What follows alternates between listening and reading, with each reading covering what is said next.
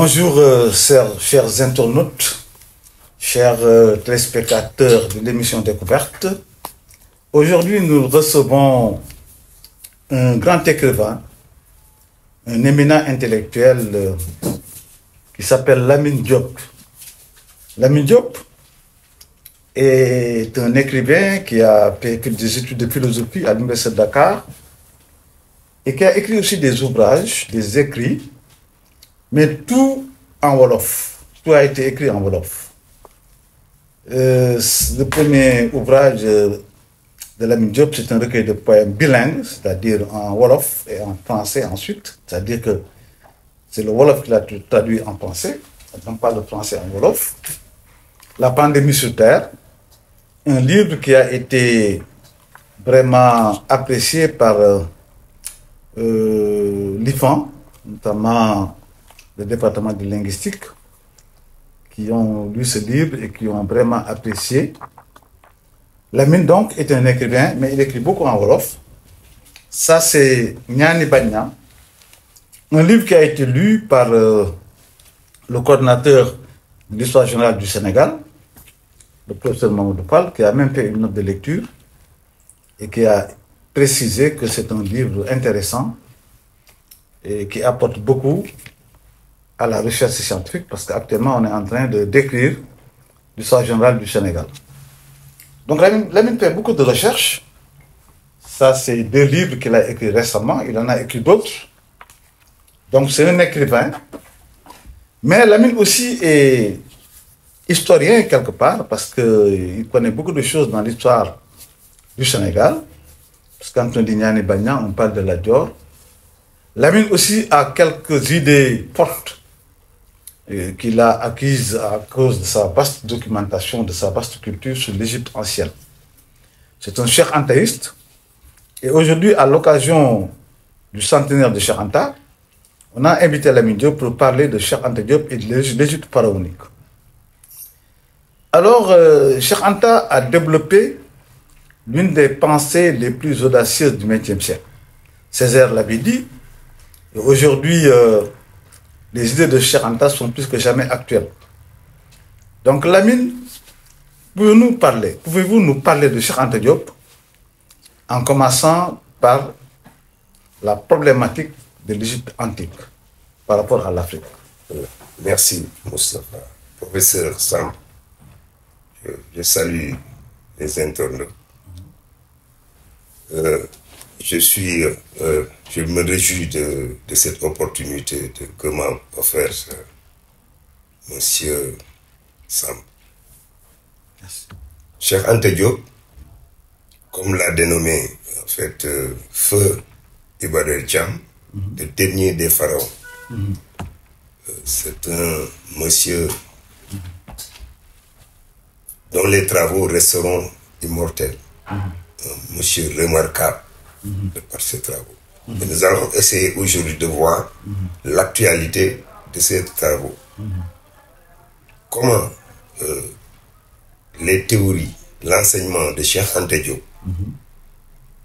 comment cet enseignement peut être une réponse, n'est-ce pas, aux difficultés, aux tourments que traverse le Sénégal, l'Afrique en général.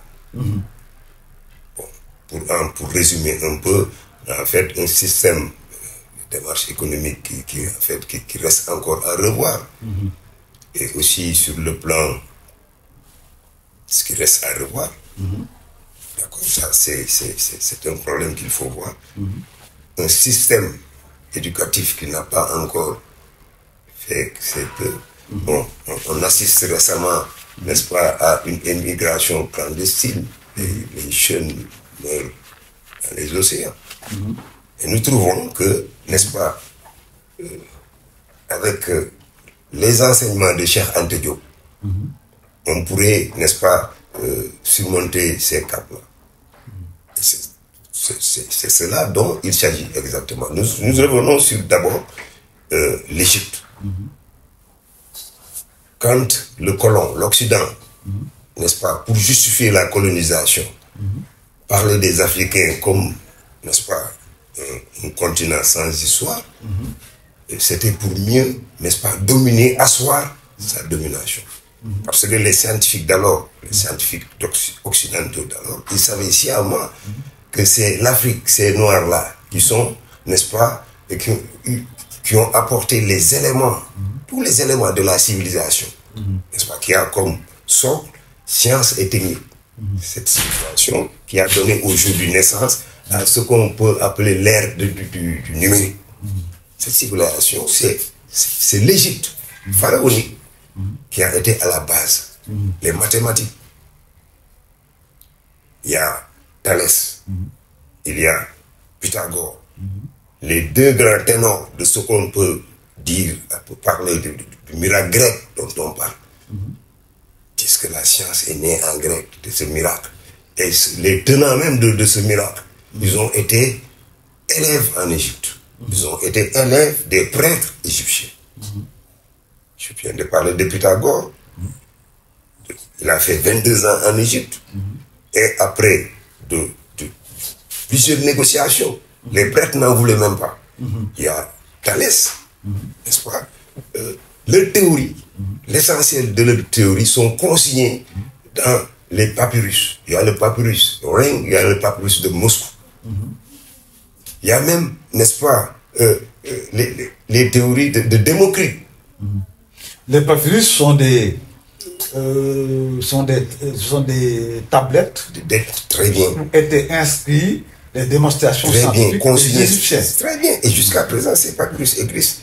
1000 ans avant, c'est ceux-là qu'on prétend qui ont, n'est-ce pas, qui ont découvert cela.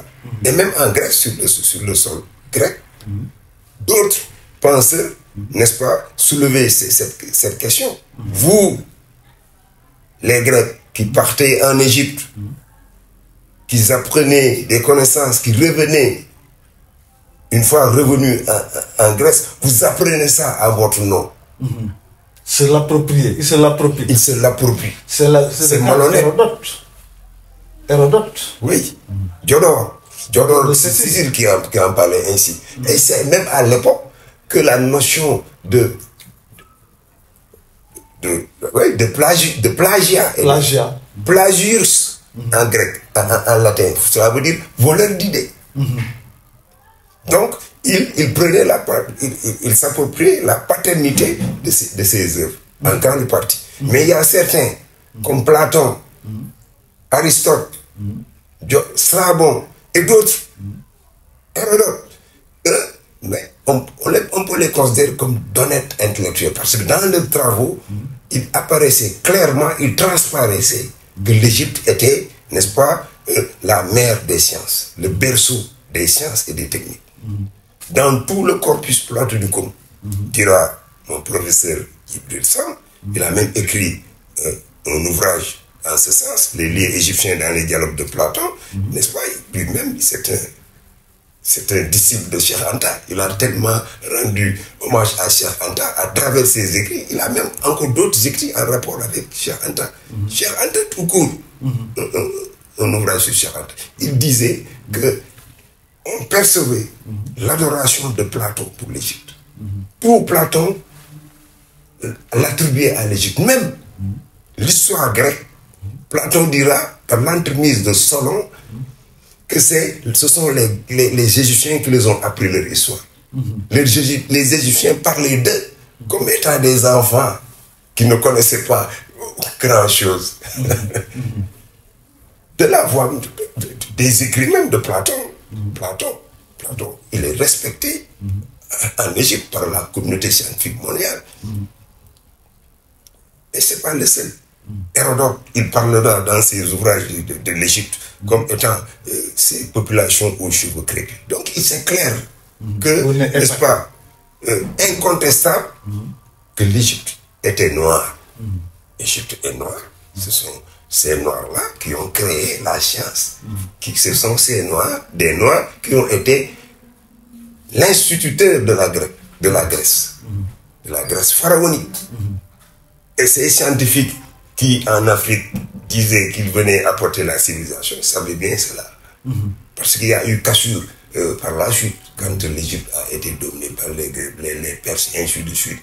Il y a beaucoup de mouvements qui ont, n'est-ce pas, un peu caché ces phénomènes.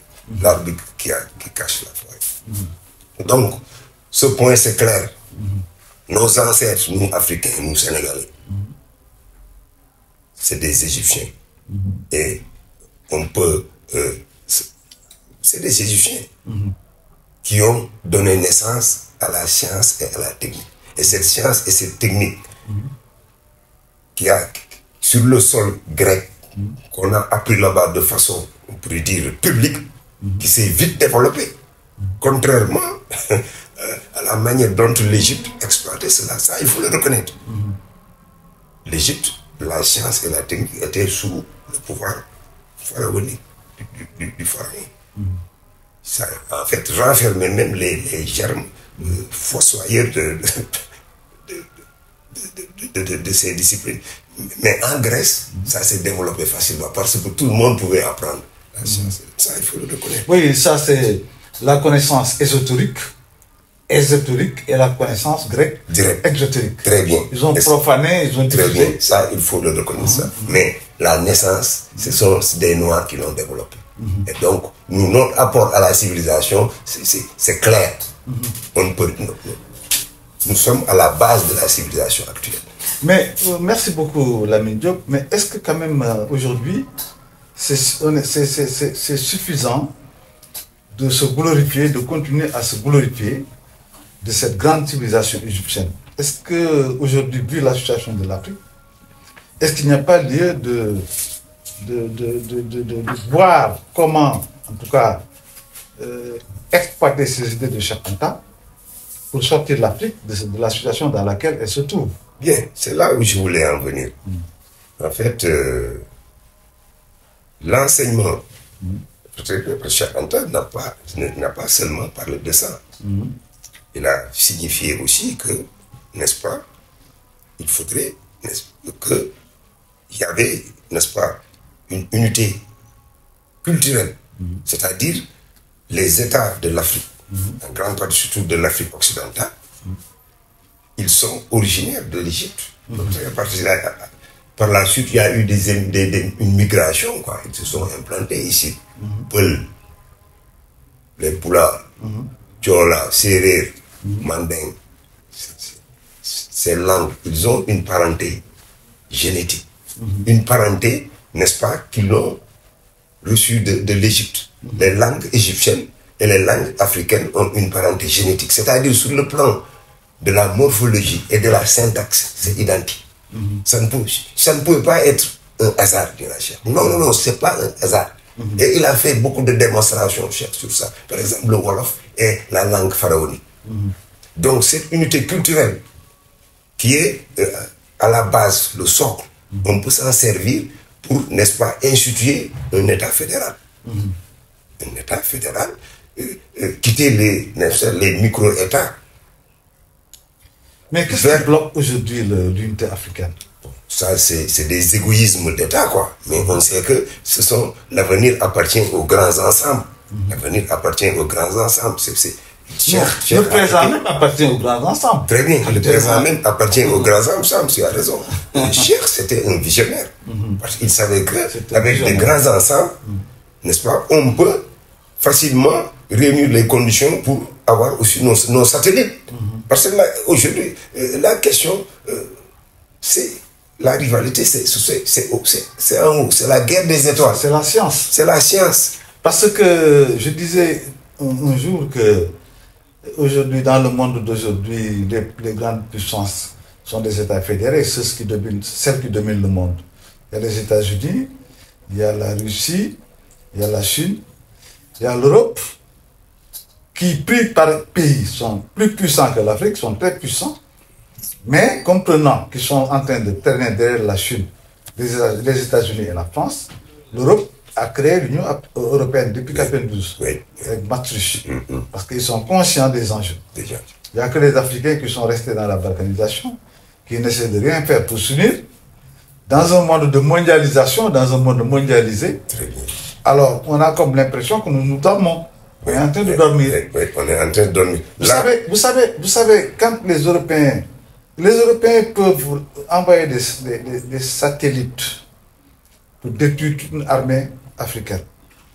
sans aucun soldat, sans aucun Ça, bombe, oui, rien que des satellites. rien que des satellites. Donc nous, on est à la poire, en fait, ces Européens-là, et même des autres, Les autres. puisque on n'est pas encore conscient de l'enjeu de la science De la science. et de notre unité. Très bien. Et c'est pourquoi, pour te rejoindre, Cheikh Anta Diop dira à cette jeunesse, armez-vous de science jusqu'aux dents. Armez-vous de science jusqu'aux dents. Et là, n'est-ce pas, vous pouvez arracher votre patrimoine culturel. Et un deuxième point, les langues nationales. Les langues, nos langues.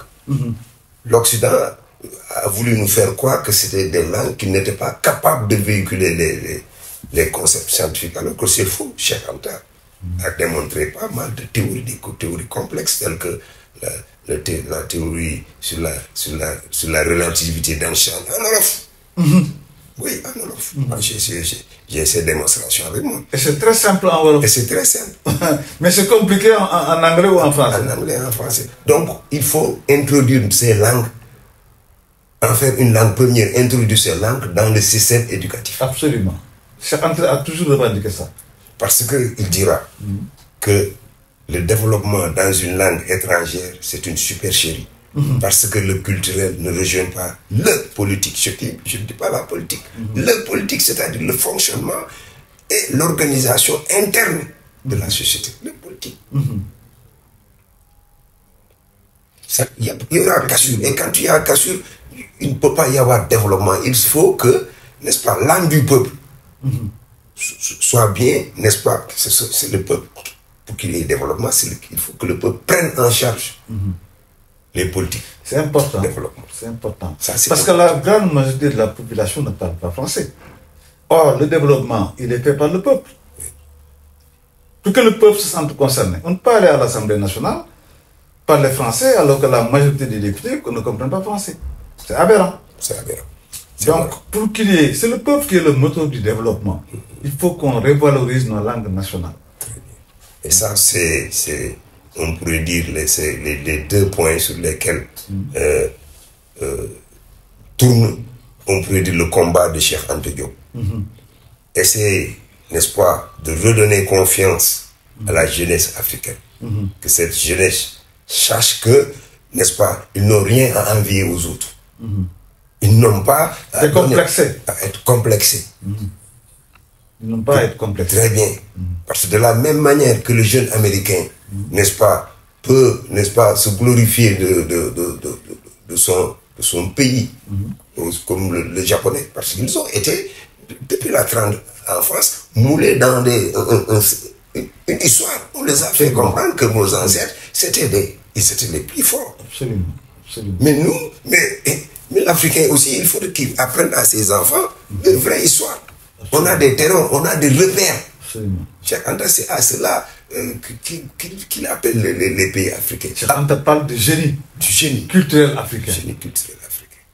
Il faut que... Merci Lamine, vraiment, c'est très intéressant, vos développements sont très intéressants et très actuels. Mais comme vous l'avez dit vous-même, Cheikh Anta c'est un visionnaire, Cheikh Anta c'est quelqu'un qui était de loin devant sa génération, devant son temps. C'est quelqu'un donc qui pose des problématiques qui sont plus que jamais actuelles aujourd'hui. Il a aussi parlé du panafricanisme, de l'unité africaine. Oui, le panafricanisme, bon, on en a parlé parce que parler d'État fédéral, c'est parler de panafricanisme.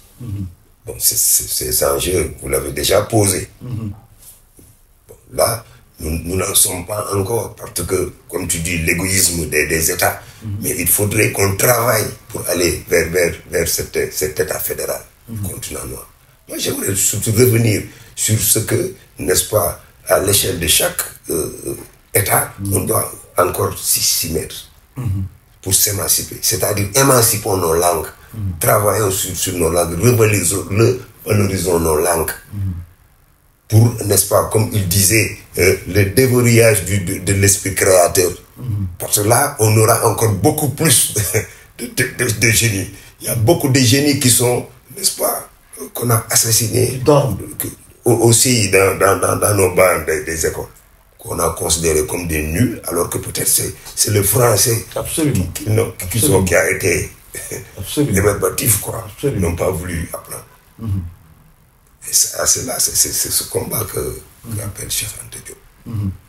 Mais pourquoi Cheikh Anta a insisté à l'époque déjà, a insisté pour l'Afrique, sur la nécessité pour l'Afrique de s'unir, parce que c'est l'union qui fait la force.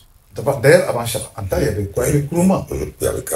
Bon, je crois que c'est des visionnaires, parce qu'aujourd'hui, plus que jamais, l'Afrique est appelée à s'unir. Compter, sinon, continuer à être donc loin derrière les grandes puissances et continuer à être la risée du monde. La risée du monde. Oui. On continue à nous exploiter, on continue à déverser dans nos pays des productions industrielles, culturelles, hein, avec les multiples télévisions transfrontalières qui nous bombardent matin, midi et soir, d'émissions extra-africaines, des émissions auxquelles nous n'avons pas participé, et des fois même des émissions qui nous concernent, mais qui sont conçues par les Européens, à leur manière, selon leur grille de lecture, et qui nous déversent par la suite. Je crois que donc il y a beaucoup d'enjeux qui font que l'Afrique doit s'unir aujourd'hui. Vous avez raison, M. Samb. Effectivement, essayons de recentrer, quoi, sur tous les plans. Essayer de voir, de faire en sorte que tout ce que nous faisons, en fait, reflète notre propre, n'est-ce pas, identité. De nous parler nous-mêmes. Donc que nos émissions nous parlent. N'est-ce pas? Ça, c'est encore une quête à faire, parce que l'Occident, il y a des siècles déjà, n'est-ce pas, a essayé n'est-ce pas, de nous de cacher notre histoire. Nous ne savons pas encore. Il nous faut encore reprendre, réécrire notre histoire, faire des recherches sur nous-mêmes. Il faudrait, n'est-ce pas, bien ressourcer la l'historiographie africaine, l'histoire écrite par les Occidentaux. Mais Cheikh Anta disait aussi que les pays africains sont riches, chaque pays a ses richesses. Aucun pays ne profite de sa richesse. Il aimait dessiner le fleuve Zaïre. Au cas où il y avait l'unité, le seul fleuve Zaïre peut alimenter toute l'Afrique en électricité. Le seul fleuve Zaïre. Mais aujourd'hui, le Zaïre ne profite pas de ses richesses. Le Sénégal, la même chose. La Gambie, au contraire, c'est des guerres auxquelles nous assistons. Et c'est les Européens qui vont venir prendre nos richesses. Mais là, je ne vous coupe pas. C'est une question de souveraineté nationale. La souveraineté, ça s'arrache. Mais un État qui n'est pas souverain ne peut pas, n'est-ce pas, se développer ses propres ressources pour lui-même. Effectivement. C'est ça, c'est une question. Il y a la question de la souveraineté. Et ça, c'est fondamental. Effectivement. C'est un combat de Cheikh Anta Diop, c'est même le combat de Cheikh Anta. Soyons souverains, soyons nous-mêmes. Et être resté nous-mêmes, c'est rester des scientifiques. C'est rester des scientifiques. Travailler dans ce sens, avec nos langues. C'est ça, rester nous-mêmes. Et rester des Africains. En tout cas, c'est intéressant, Lamine. Je suis très content aujourd'hui de votre visite. Vous avez fait un tour d'horizon extrêmement intéressant. Je pense que nos internautes vont suivre cela. Ce n'est pas de la politique, mais c'est quelque chose d'extrêmement intéressant pour l'Afrique, pour les générations actuelles. Surtout, moi je ne dis plus maintenant les générations à venir. On disait ça depuis l'indépendance. Maintenant, ces générations-là sont bel et bien là. Donc il faut qu'ils, vraiment, c'est pas nous qui allons faire les mutations. Mais c'est les générations actuelles. Et peut-être les générations qui vont immédiatement venir. Parce qu'il est temps quand même que l'Afrique assume ses responsabilités. Ça commence à bouger dans certains pays. C'est vrai que des fois c'est des coups d'État. Des fois nous avons vu le Mali, nous avons vu le Niger, le Burkina Faso. Il y a une déconnexion par rapport à la France. Bon, moi je pense que c'est un pas important.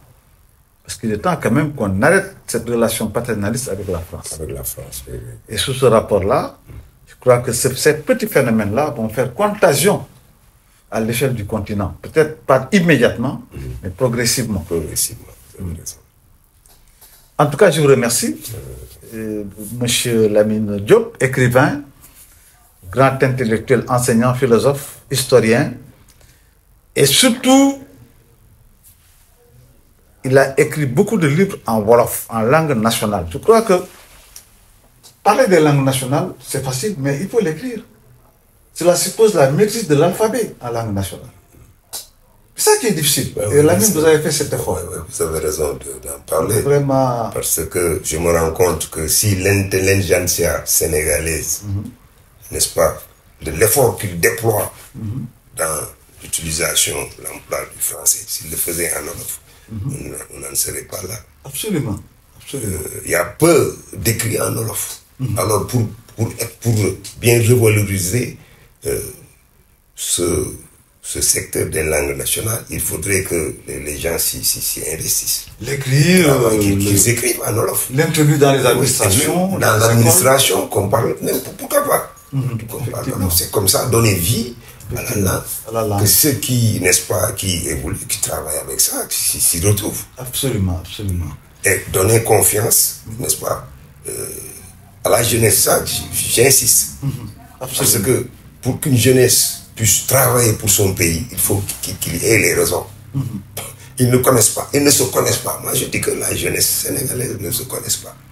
Ils ne savent pas qui ils sont. Ils ne savent pas que c'est les descendants des premiers scientifiques. C'est des descendants de grands savants. Oui, c'est vrai.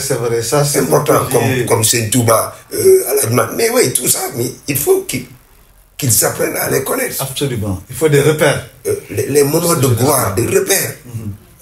Absolument. Qu'ils grandissent avec ça. Merci beaucoup, Lamine, vraiment pour votre disponibilité. Donc, je précise que Lamine a écrit des livres, Sassenyan et Bagnan, il parle de l'histoire de la Dior en Wolof. Ça, c'est un recueil de contes bilingues en Wolof et en français que Lamine a écrit et qui sont disponibles. Bon, ceux qui veulent lire ça, mais il faut maîtriser le Wolof quand même.